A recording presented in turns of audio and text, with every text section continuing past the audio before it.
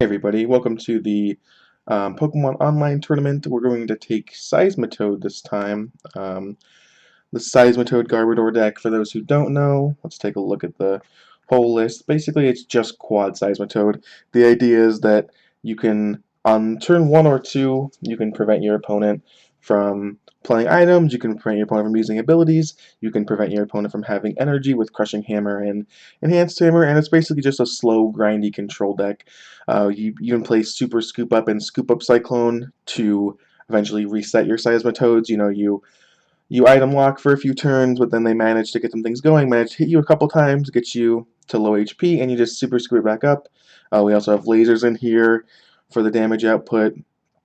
And that's pretty much it. Pretty simple deck. Two things to note is that the only problem with this deck right now is that it's going, especially on the Pokemon Online tournament, is it's very slow. You're doing 30 a turn, 50 if you have bans, which is why you're playing the lasers, trying to speed that up a bit. But you're a control deck. You're trying to item lock them for 5 turns and then super scoop up, item lock them for 5 turns again. You're not going to. Time is definitely going to be an issue. I think the time limit on these tournaments is 12 minutes, and at cities with a best of 1, you should be fine. States and all that. I would recommend this deck a little less because I think the bigger the format's going to be, the bigger the metagame's going to be, the worse this deck gets. But I think it's pretty good for this expected metagame at least. And speaking of the expected metagame of these tournaments, I'm only playing 2 headringers.